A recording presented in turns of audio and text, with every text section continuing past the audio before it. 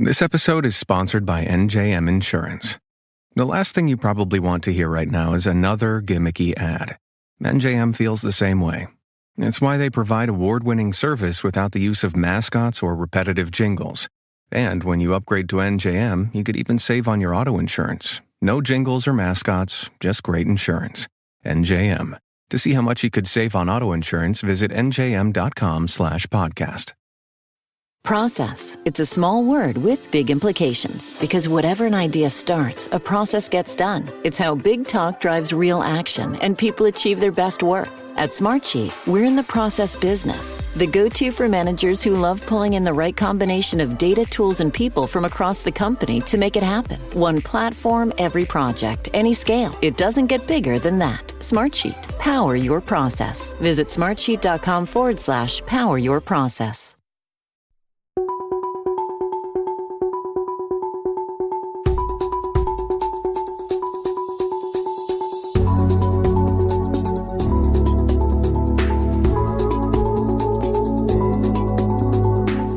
Hey, CyberWire listeners. At the 2022 Cyber Marketing Con, the CyberWire presented a CISO Q&A panel on how to help cyber marketers reach CISOs and other security executives in the industry. The panel included myself, the CSO of N2K, Jaclyn Miller, the CSO of DispatchHealth, and Ted Wagner, the CISO of SAP NS2, and was moderated by Board Director and Operating Partner Michelle Perry. Stay tuned until the end to hear us answer some additional bonus questions submitted by the attendees. Enjoy. All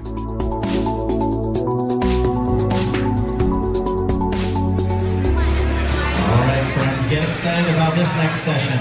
Our panelists are here to bring a security buyer perspective on how, why, and where they buy security products. So I want you to welcome to the stage Michelle Perry, Board Director, Operating Partner, and Investor in multiple companies, Rick Howard, the Chief Analyst, Chief Security Officer, and Senior Fellow at CyberWire, Jaclyn Miller, Head of IT and Info Security, Chief Security Officer at DispatchHealth, and Ted Wagner, CISO at SAP NS2. A round of applause for all of them, folks. Enjoy.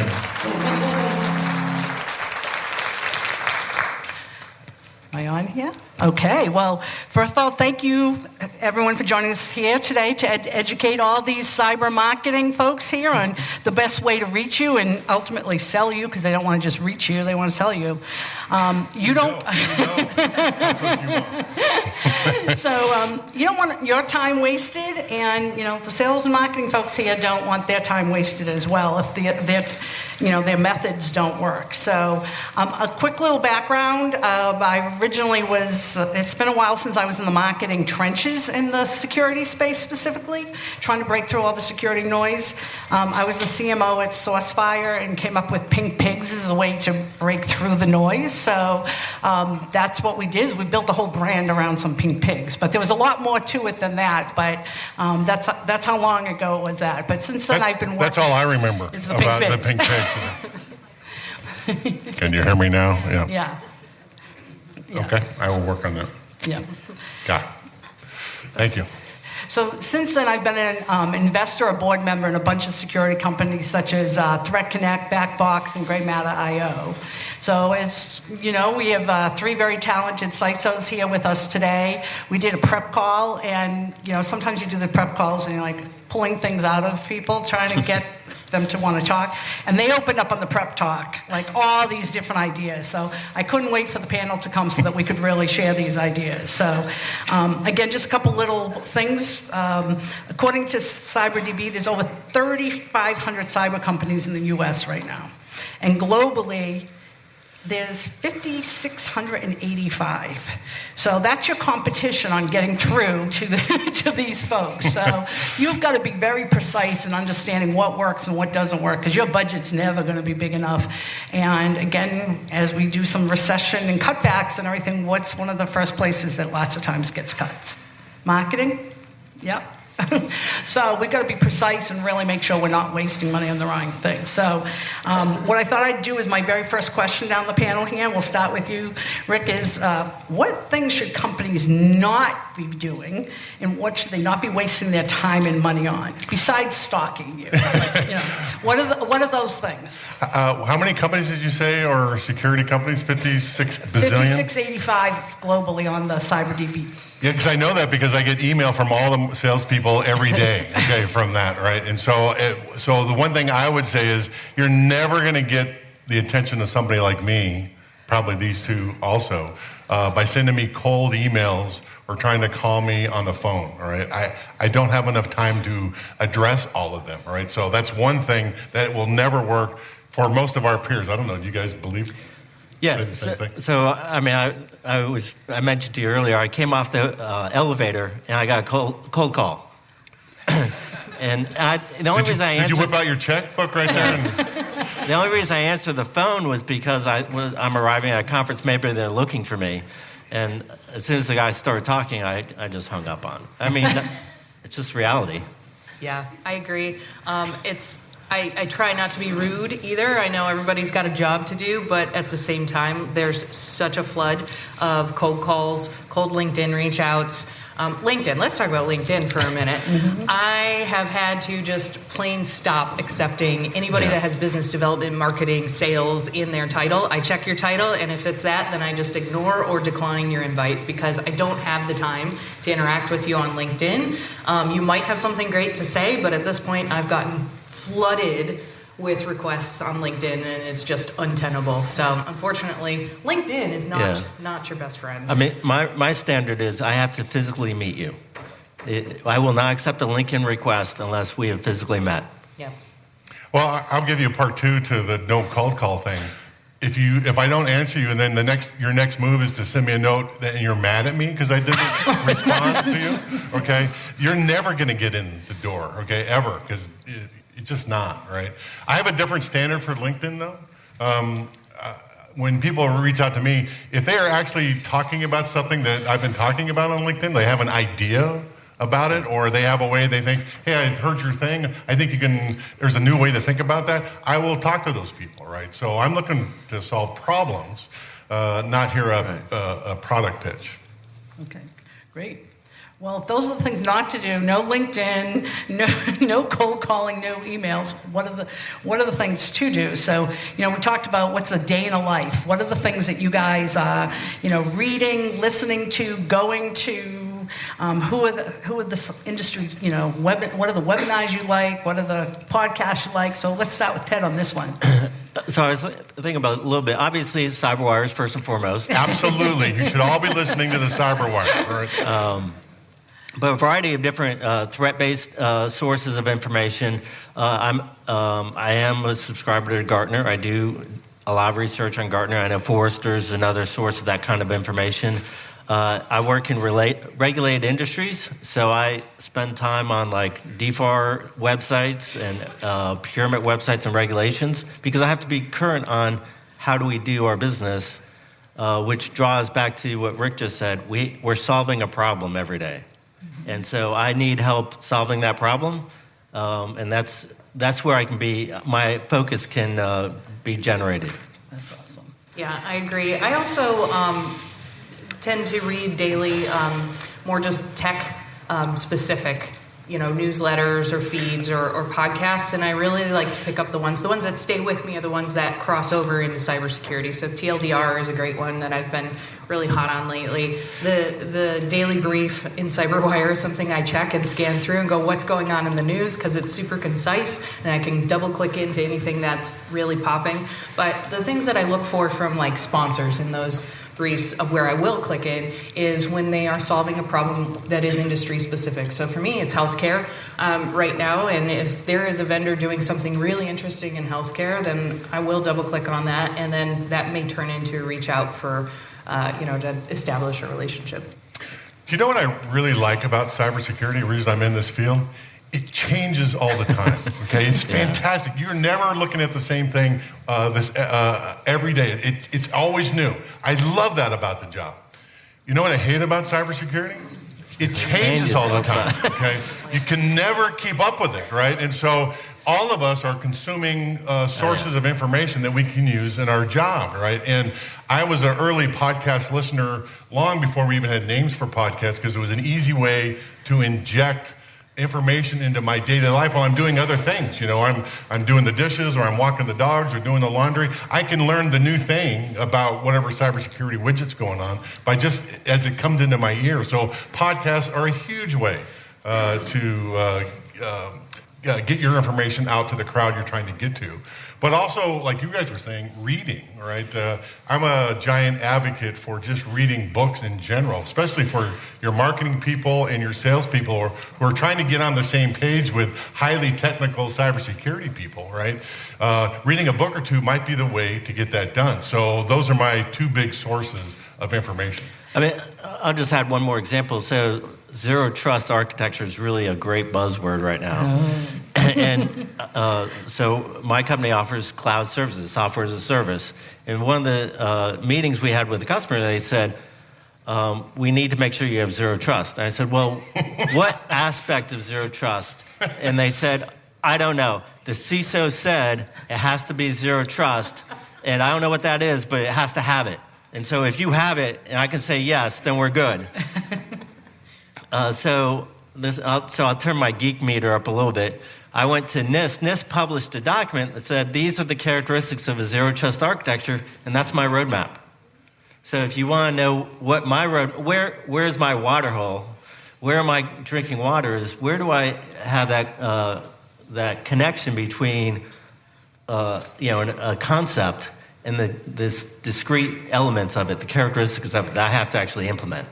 So I think that's how marketing people can help people like us, right? Because we have to explain it to people too, right? We have to go into the CEO and say, here's what zero trust means for us. Right. So if you can help us tell that story, right, that would be exceedingly helpful, right? And then maybe later on I'll buy your product, right? But if you can help me solve problems, that's how I might use you all. Yeah, I would say one of the commonalities that CISOs have with marketers is we've all been in a room where somebody's like completely glazed over. You just see their mind go elsewhere. That happens all the time. And like keeping our audiences, our business partners, our customers engaged with what's really important. Like we are trying to help them, sometimes from themselves. And how do we tell that story in a way that actually relates with them? So you have to relate to us, and you have to relate through us to really our customers and our users that we're supporting. Part of the CISO's job is marketing internally, right? Because we are a cost center. We don't bring revenue into the company, right? And so we have to convince business leaders that what they spend money on is worthwhile. So we have to tell compelling stories to them. If you can help us do that, that would be fantastic. Awesome. The one other thing is integration. So we have pillars of elements in our infrastructure, our architecture. How can we connect those things together? And typically those integrations don't exist, or there's a conflict. And if we could break those down, if there's something that can, solve a problem, which is all of our toys don't work together. Yeah. That was actually my next question, is that, security has had a reputation for having platform vendors that have a lot of suites of products, and then having these point products, and typically the thought is that the innovation's coming from these point products versus the big suites. And how do you think about balancing those two? You want to start, Jaclyn? Okay. Go ahead. I was going to start with Jaclyn on this one. I think integration is the future of cybersecurity. It's basically table stakes for me. I'm not buying a product unless it integrates with other products that are going to be in my field of vision. So the more that you play nice with other things, the happier I am to talk to you. And I am skeptical of the one platform to rule them all approach, because I think those vendors end up, being too focused. They're trying to please too many people. They don't get good at any one thing, and with the pace of the industry changes, that they're going to miss the boat, and they're going to be the next SolarWinds or whatever negative happens in the news. So I really try to identify with the vendors I do want to work with, what are they really good at, and focus on their core capabilities, and look at how well they focus on the integrations into other things. So that's my my approach. So I was going to say that we love innovation in our area. I have like a collection of snort pigs, not just one or two, like a connection. I'm eyeing that one. I'll leave it with you. I have some of the calendars. Okay. And so when we all kind of cry when they get bought by a larger company, and then that company has an idea about combining all these products into one big integrated product, and that innovation's lost. That's what we lose. So those innovators that come and disrupt our environment, but they bring great capabilities. We love to adopt them if they can integrate with the rest of our platform. Yeah. I have a completely different take than these two. These two are completely wrong. All right? Right. And I used to be that person, that we wanted the shiny tool, that we wanted the best of breed thing that did the thing that we needed to do. And that was great 30 years ago when we only had 3 tools, right? But now most organizations have upward of 15 to 300, depending on how big the organization is. I don't have the resources, and I'm too old to manage all that stuff. So I am willing to take a compromise. I want good enough tools that talk to each other and integrate seamlessly for me. I want to set a policy once and have it dispersed all through the tools that I have to use, and I don't care if it's best of breed. If it works, it's probably good enough. So you guys take that. I feel strongly both ways. I mean, I see your point, and I think there are some synergies that can exist.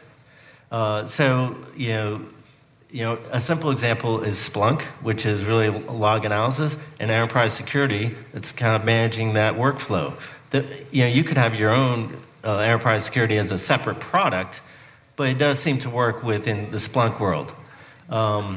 So there is a case in point where, hey, it works. But to bring this back to the marketing angle, what you were saying is absolutely true. When you're coming to me to solve my problem, you have to tell me that it integrates with all the tools that I already have. Because if it doesn't, I'm not buying it. I don't have the resources to put a new tool in and then make me fix it to talk to all the other things. I don't have that. Yeah, I would agree with that, regardless if you are platform-centric or not. That integration skill. And it can't be, well, we can do that for a cost. It's a custom integration. Like, if I hear that word, it's like, just hang up. How many different vendors do you work with in your capacity? Oh, my goodness. I have a slightly different role than these two because I am in a startup world, so we're in the world of multiple hats. I am both IT and InfoSec. So in terms of vendors, I'm in the 65 to 70 on a weekly basis that I'm working with. Yeah. Mind blown. I mean, I think there's probably half a dozen that I have good working relationships with, close working relationships with, where we might meet once a month or once a quarter.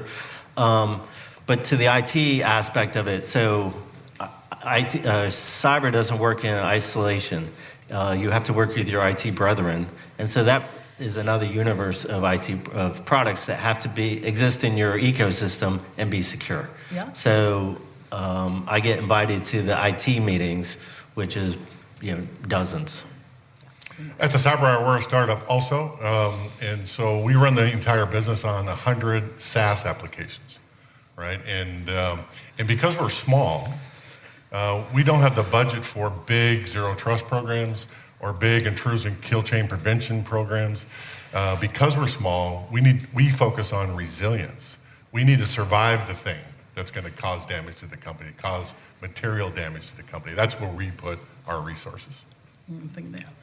So let's take a second to talk about some of these influences, like the industry analysts. I like to call them the intellectual mafia. You've got to pay to play a little bit there and everything. I see Mark Bouchard, who used to be a Gartner analyst in the... It's his fault? It's your fault? Better before it was Gartner. Okay. But, how much do these things like the Gartner Cool Vendors, Market Scopes, Hype Cycles, Magic Quadrants, or the Forrester Waves, or the 451's preview reports, how much do those matter to you?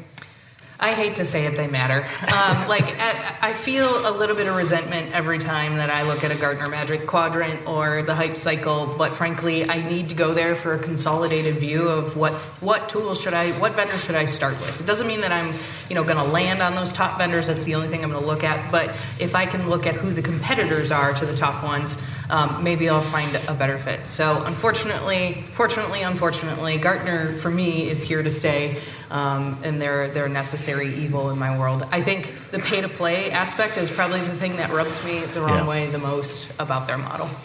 I think it's a great starting point. Like if you want to explore SASE or zero trust architecture, it's great to get a basis of knowledge. In the magic quadrant is at least an analysis of data point in terms of who are the real competitors, which unfortunately, like if you're in the upper right quadrant, I might reach out to you.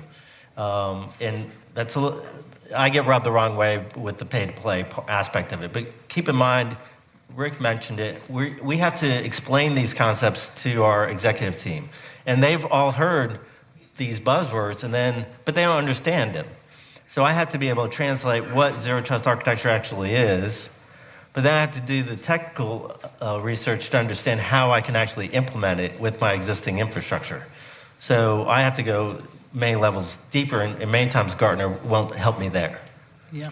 Well, I'm with you. I think Gartner's it's a big racket, right? But but you have to use it. The tools that we keep mentioning here, the Magic Quadrant, that's an amazing tool, all right, that you can get in there that you'll at least be noticed from somebody like us looking to explore whatever that service is. And the hype cycle, which is a fabulous thing, by the way, invented in the 90s. It says, because what happens in the security industry, we were talking about how people are kind of roll their eyes when we say zero trust, because every vendor says they have a zero trust component, and we all know that's not true, all right? So what happens is someone has a great idea, and then it gets inflated to, this is going to solve all the world's problems. And then we start to realize that, there's some problems implementing that idea. So it goes into this thing they call the trough of disillusionment, right? And that's where zero trust is right now, right? And then over time, though, it starts to climb back out of that and eventually becomes something we all accept as a best practice, right? That model is fantastic, right? And so if your business is on that cycle somewhere, right, that puts you in the realm of things that we take a look at. Yeah. It's in our zeitgeist, for sure. Yeah, it's in our zeitgeist. I love that. Yeah. So if it's not on the hype cycle, do you not waste time on it? Well, the hype cycle is technology. It's not a product, right? Mm-hmm. So, but if your technology is not on the hype cycle, then we're not even looking at you. Right? I mean, the one framework and this goes back to my regulated industries. I have NIST 800-171 and CMMC. That's a roadmap. Those are all, I have to have multi-factor authentication. I have to have identity access control. I mean, there's a list of what I need. Yeah. And so I'm going to go out and buy that stuff because I have to. Yep. Healthcare's the same, HIPAA, high trust. Right. If you can map to those two things, then I'm going to sit up and listen because you saved my team hours of time having to map your product to some control framework that we have to meet no matter what. Right. And I'm always thinking beyond that, right? We're not in it for security, checkbox security, right? It's not just for the compliance. So what I'm also looking for is vendors that take it beyond that. How are you being novel and innovative? How do you go beyond just what high trust mandates you have to do from access control or 2-minute timeout on your authentication, which makes all of your providers mad. How have you solved that problem, that user experience, better than anybody else? Tell me that story and tell me it in the words of the people experiencing that product. I love hearing those types of examples.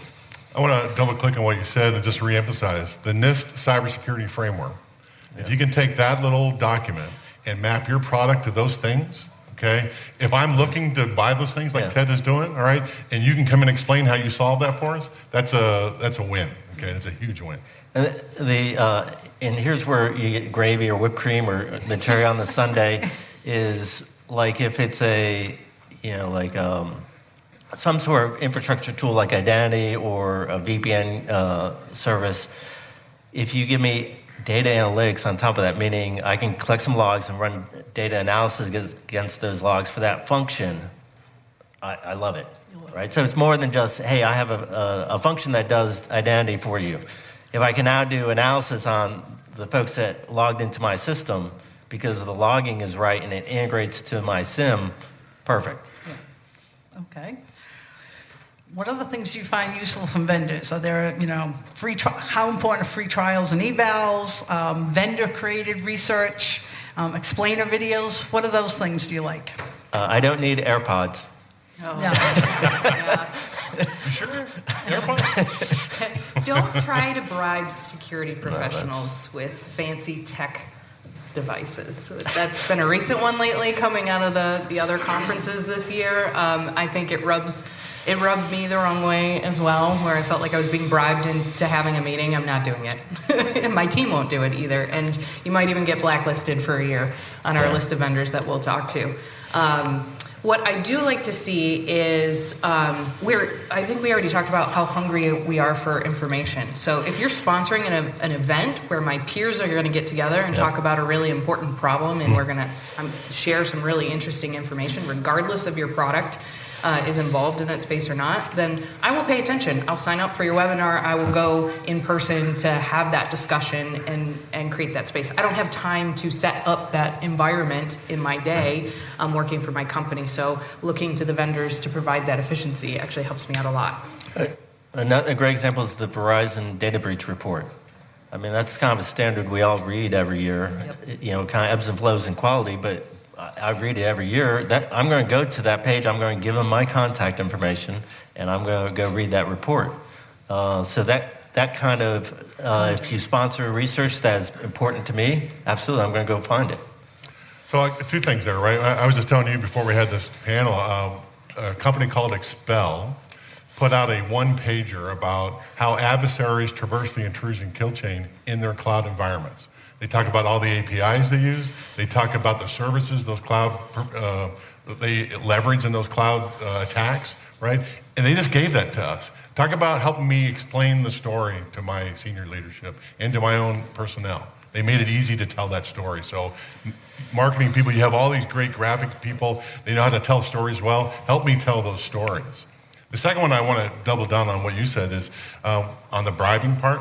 If you invite me to a dinner or a lunch or a breakfast and there's about 15 of these people in there, okay, and you allow us to talk about stuff and not hear a product pitch, I'm coming to that. Because I don't know anything until I suck the brains of all these people over here who are way smarter than I am. Right? So. I will say spending time with other CISOs is time well spent. I've never been disappointed. Yeah. So one of the things in our prep call, a word that kept coming up that I haven't heard as much today was trust. And you guys all kept talking about having to trust the vendor and some of the ways you develop trust. Any thoughts on that?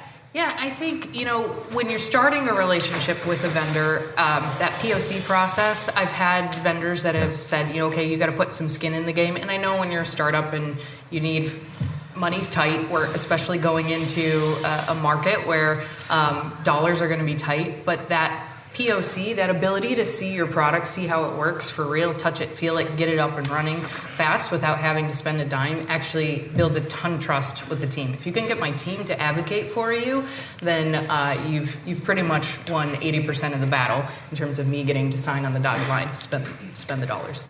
I would say we recently did a POC, which at the end was not successful for a number of reasons, but now I have that trust of that vendor. And the next procurement, they have other products. I'm definitely going to give them a call and give them an opportunity because I have that trust. They exposed their engineers with our engineers. Huge. Yeah. So turn that around to the marketing departments. Where do you spend your money? You throw money towards that kind of a POC or that kind of a demo, right? That builds trust. And like Ted says, I may not buy you this time, but you're in my back pocket. Says, oh, look what those folks did for me. All right. So look for that. I also get frustrated by vendors that talk about what their product does but don't show any of it. So having that kind of gatekeepy approach to, we'll open up the kimono as you are willing to spend more time with us really breaks down that trust experience for me. So show me right out of the gate. Show me videos, show me demos, show me something that's in industry solving problems. Customer case studies I'm a big fan of personally, but that definitely gets me interested and in the door. Let me ask a question on case studies. So we all want them. A lot of customers don't want them published. Even if they love your company, and all that kind of stuff. How do you feel if it's a masked case study? So it says, this is a financial institution or healthcare. So they didn't get permission to sign off on using their logo and specifics, but it's a real life case. Is that still useful?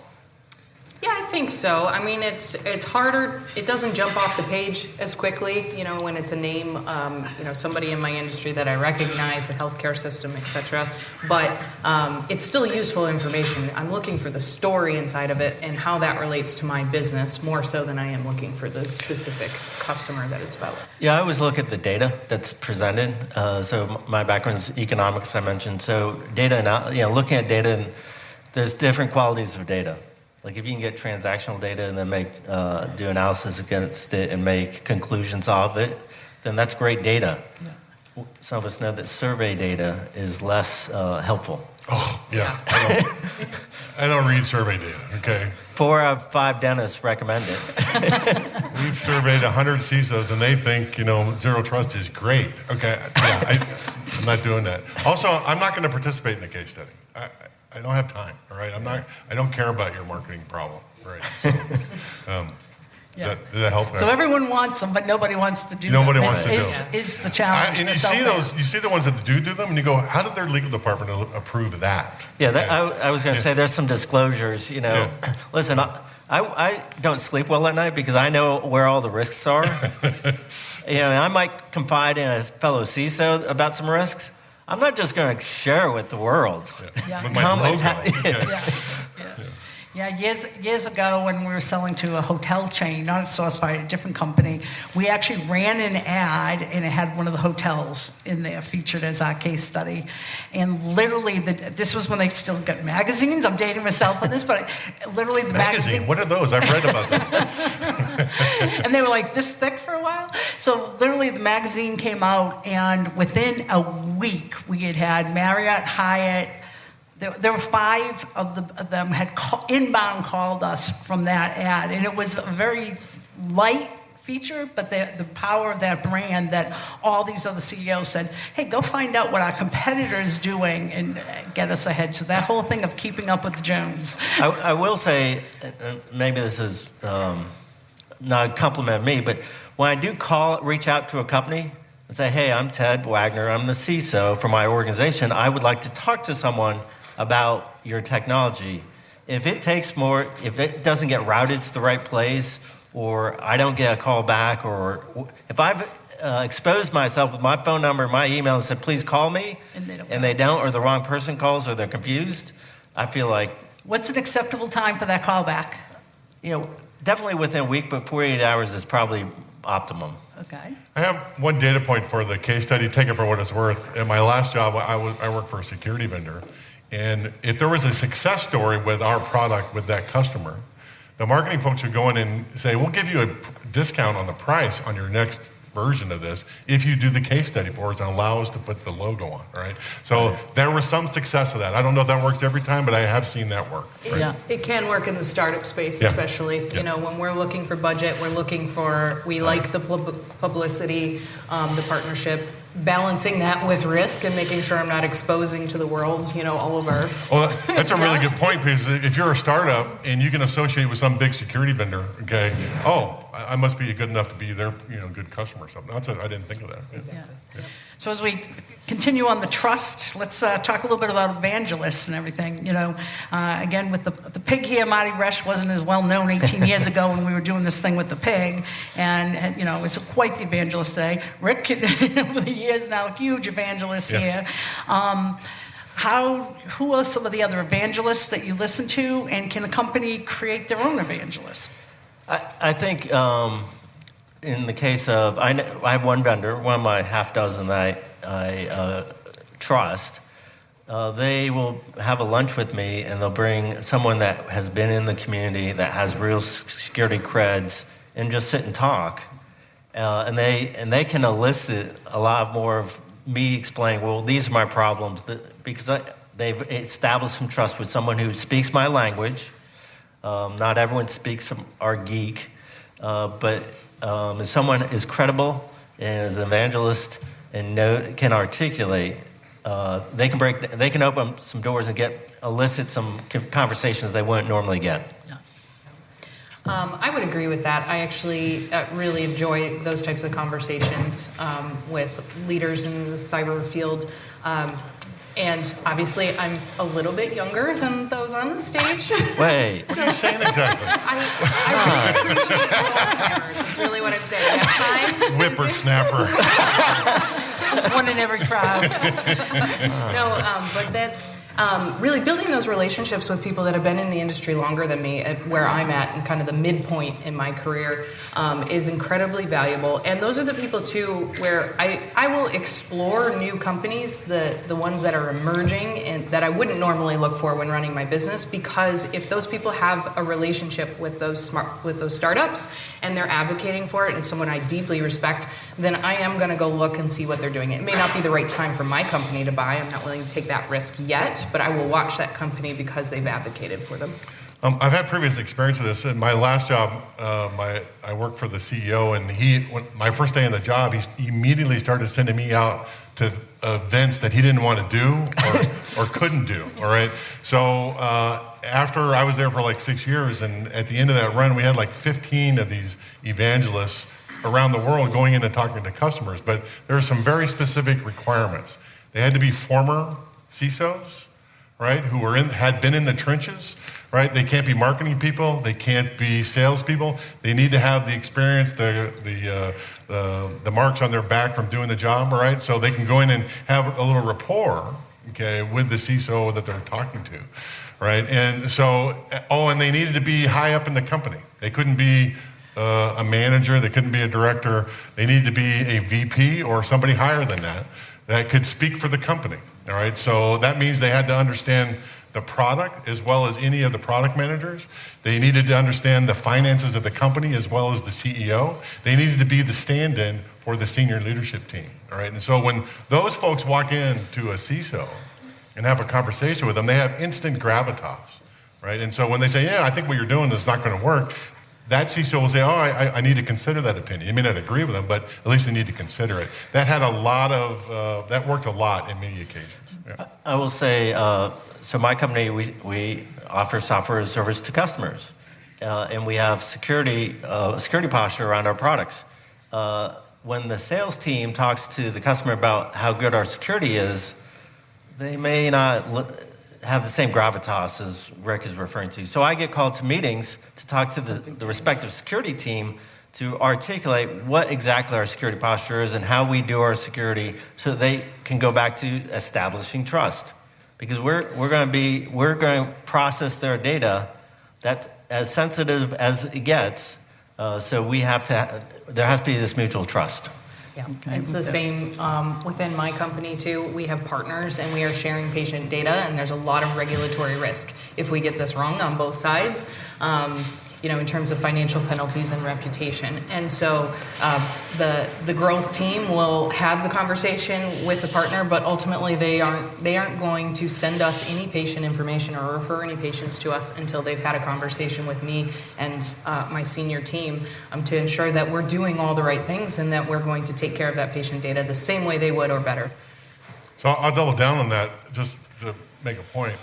If you're a security vendor, bringing in your CISO to talk to the customer CISO is a really useful thing, because what the customer CISO is going to do is, are you using your own product? And how is it working? And what problems do you have with it? Yeah. That's a really useful conversation. Yeah. Okay, so keep that in mind. Great. Good. How about COVID? Has that changed your buying habits at all? I would say it's definitely put the focus on the digital experience. So InfoSec and cyber has been notorious and is still breaking out of the reputation of being the office of no, the thing that makes my job harder, all the negative things. And so with COVID and the focus on remote work, I think we're still in the phase where cybersecurity, the idea of frictionless cybersecurity is huge, and it's still pushing to the top 3 of my list when I'm looking at products. So yes, I think COVID has changed our buying habits and our willingness to what we're going to introduce into our users. I think it's accelerated cloud. I think a lot of organizations really have to be cloud native, cloud centric, but the other aspect of it is you have to figure out one of the problems we had is, all right, we're going to have someone who can't access the network at their home, and they can't walk into the help desk. And so that may mean shipping a computer, which is the last thing we want to do. So you have to create workflows that enable you to solve that problem over the phone or remotely. So it is about breaking down, those problems that involve remote access. Well, here's a good thing about COVID, all right? Before COVID, remote work was, for many organizations, that was in the too hard to do pile, right? It's too much money, we can't get it done, I don't know how to secure it, blah, blah. Lists of 100 things why we can't do it. COVID happens and says, oh, we know how to do that now, okay? Because we have to do it, right? And so that's not even a problem anymore. I mean, it's hard to manage and all that, but we're allowing remote work now. And so that's the one good thing we can say that COVID happened. I would say there's great benefits to remote work. You can attract a nationwide employee base. We have gotten much better at collaborating online. But it is difficult to onboard someone and integrate them to the team. It's so weird though, like the only time I get to talk to these two usually has been through that little Zoom window, right? First time I saw them was when they showed up today, all right? So it's a scary thought. Okay. So a couple of things I remember you guys said that you did like was some of these kind of good steak dinners, set up the lunches, get out of the way. Helping grow the network was one of the things that helped you grow, your knowledge and helping you grow your network. And whatever means to do that was a very important thing on that. Our networks are, it's like brother and sisters. We've walked hard lines, been through late nights. Every great data breach happens on a Friday afternoon. And so you have a kinship to all the folks that work in your industry because you share many pains.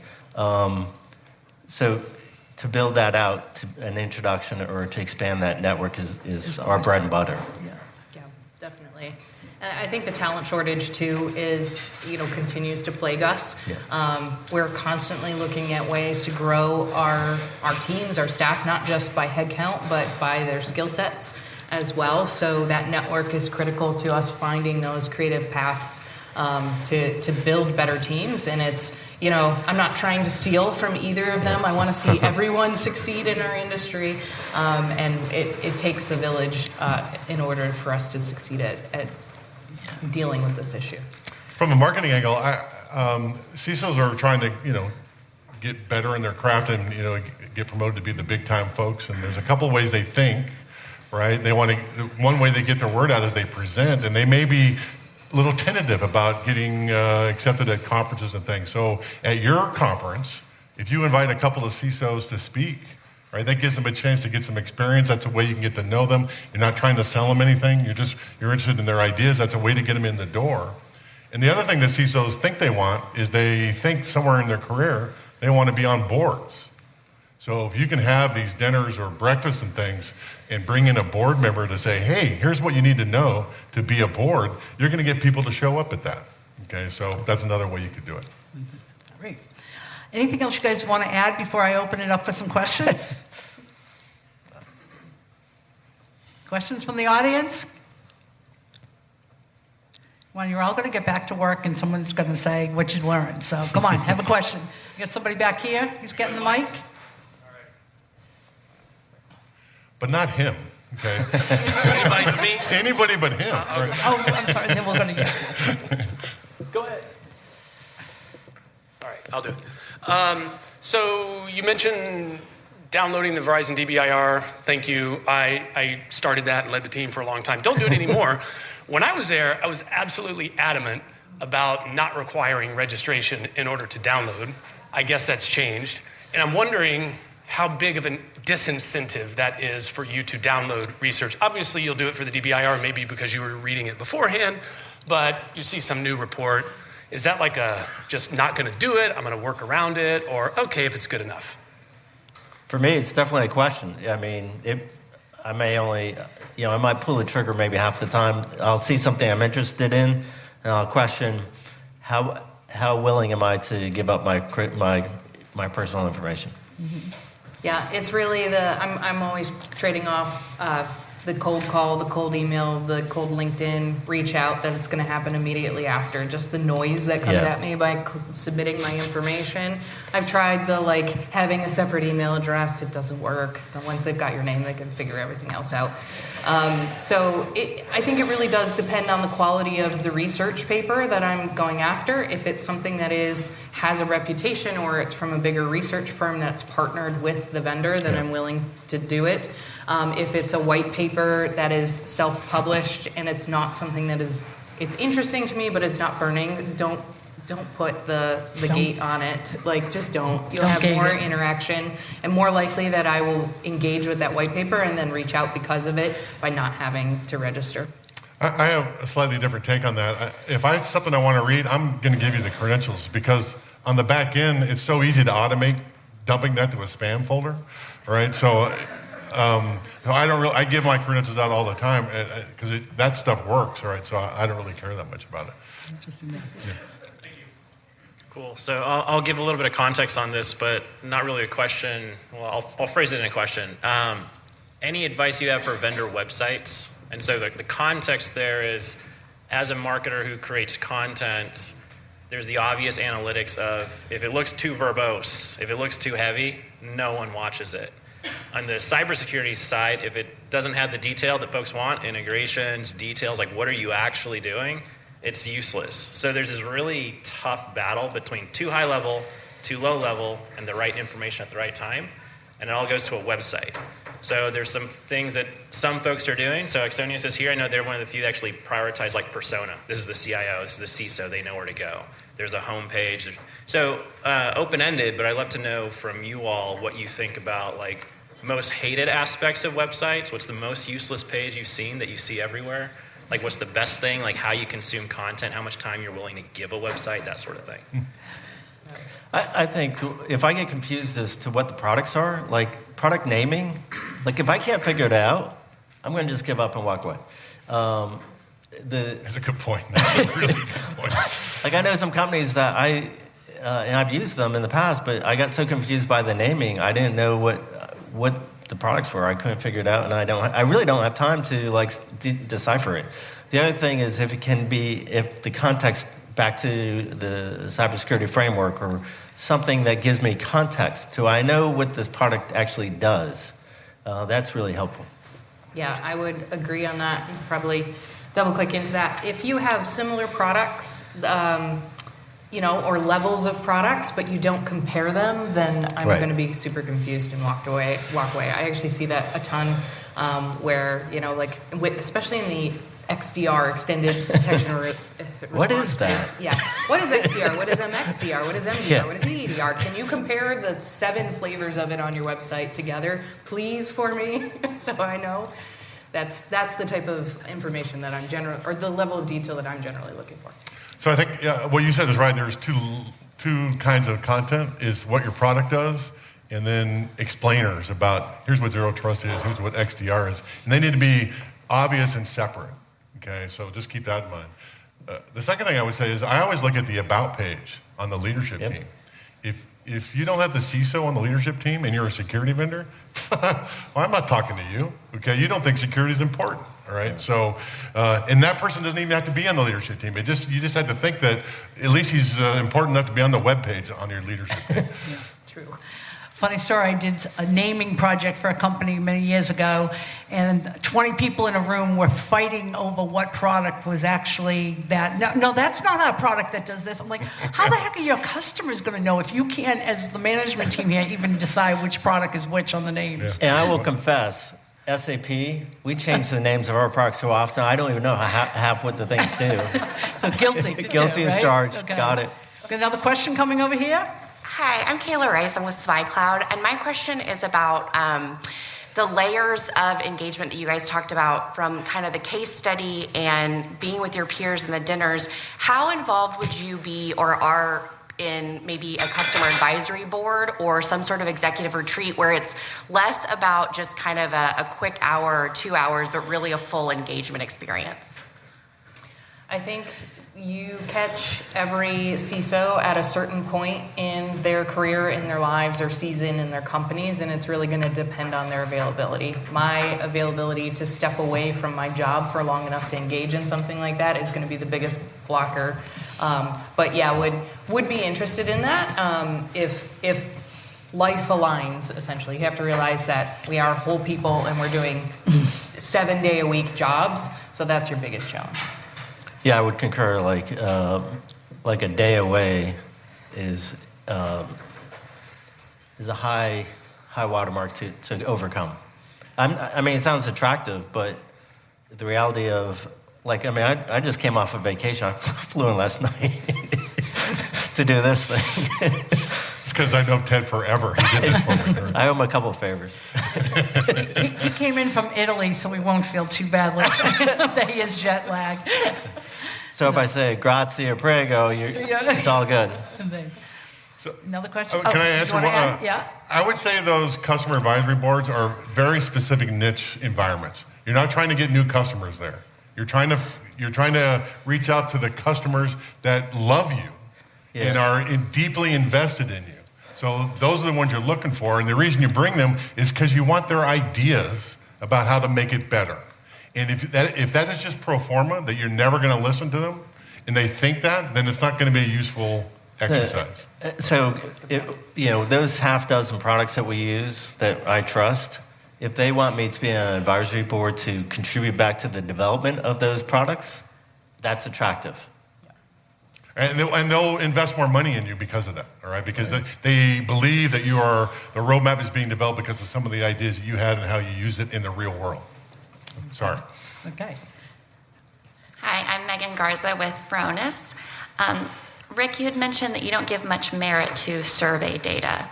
And I would have thought it'd be the opposite because you're actually speaking directly to the people that you're surveying and getting their feedback. So why is it that you wouldn't typically give that much merit? I'm a naysayer on that. You guys probably like it more than I do, right? But if you ask any CISO those level of questions, you're going to get a different answer all the time, all right? So you ask 250 CISOs, do you use Zero Trust? You're going to get 250 answers, different ones. If you got another 250, you're going to get 250 different ones, all right? So that doesn't really help me that much. It doesn't matter that 30% said this or 40% said that. That's not useful to me. I don't know what you guys think. I think what people always aren't honest, or they might be pulled to one side of a question or the other, one, how it's asked. There's all these influencers to the responses, whereas when I refer to transactional data, that means what are your actions? There's a comment I make internally, which is I don't trust my users, but I trust my logs, because users lie to me. It's kind of harsh, but the reality is people aren't forthcoming. And did you click on that link? No, I didn't click on that link. Oh, the log said you did. Don't know. Yeah, Thank you. I would agree with that. I think my biggest issue with survey data and why I, kind of casually throw it out. I'll review it if it's part of something I'm already looking at, but it lacks context of the problem I'm trying to solve. So surveys tend to be too general, and again, you're getting that biases maybe playing in, but frankly, it's just not getting down to the level of detail I need about solving the specific problem that I'm trying to solve or in the environment I'm trying to solve in. My environment is very different than your environment. Yeah.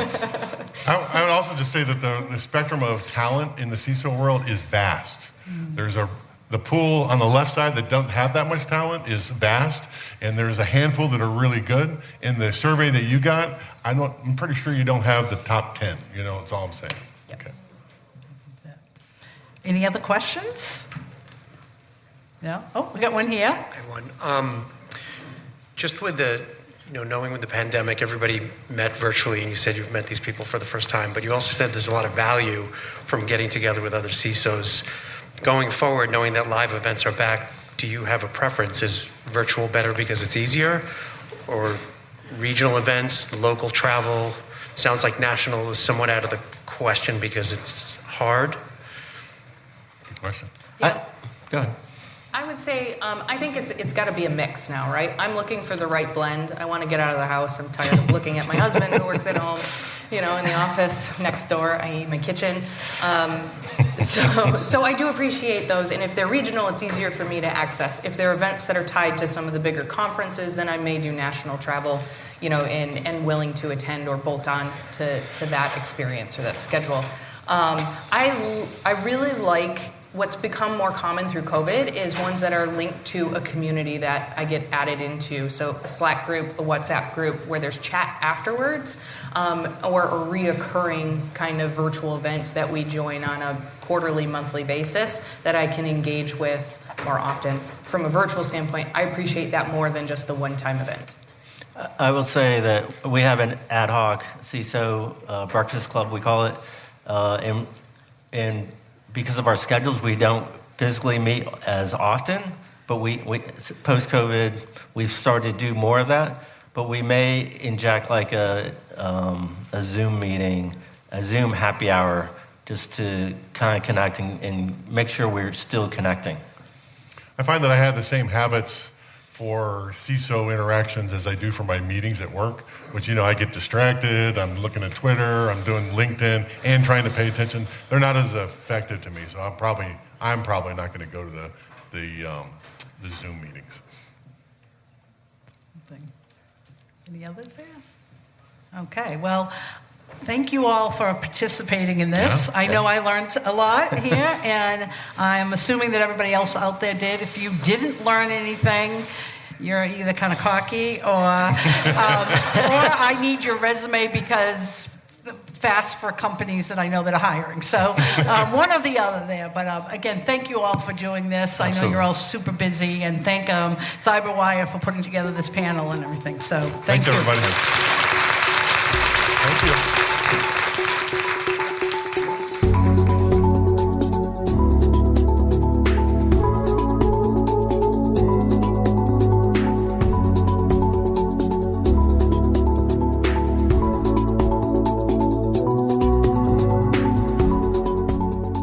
Hey guys, Rick here. We got some additional questions from the audience that we weren't able to answer at the actual event. So we're going to try to do 2 or 3 of them here. The first one is from Hunter Talpas. He or she is the demand generation marketing manager at Cobalt.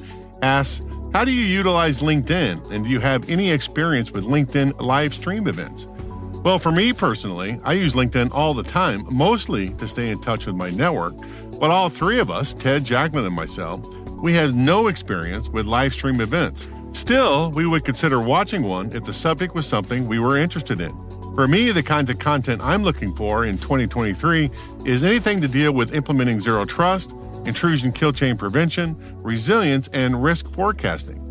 Both Ted and Jaclyn said that if they were going to listen, the content would have to be very high quality. So we got a question from Karen Walsh, the founder and CEO of Allegro Solutions. During the session, the CISOs mentioned that mapping a vendor's technology to compliance frameworks is important to them. So what types of assets can help them, and do they prefer a direct mapping or a more general capability based on categories of controls? And then the last one she asked is, where in their decision-making journey would they use one of these tools? For Ted, he says, for example, NIST 800-171 Revision 2, his organization is required to meet those 110 security controls. So if a technology can assist him in meeting one of those controls, it's helpful. Jaclyn said that she needs the same thing for high trust and PCI DSS. And one last question from an anonymous listener. How willing are you to provide feedback on products and services that you use? And do you prefer longer drawn-out sales process where you get to know the company and build a relationship with them, or do you prefer a sale to be straight to the point? Ted says that in his procurement process, he tries to employ diligence. He starts with requirements for their procurement, and then he does a formal RFP process. He establishes evaluation criteria to compare the proposals, and it can take about 3 months to complete. Jaclyn says that in a few cases where we need to move quickly with procurement, we always have a business proposal, evaluation criteria assessment, and a minimum 30-day POC as applicable. And so those are 3 questions we didn't get a chance to answer at the session itself. On behalf of my colleagues, Jaclyn Miller and Ted Wagner, thanks for coming. I hope it was beneficial to you, and we'll see you at the next one.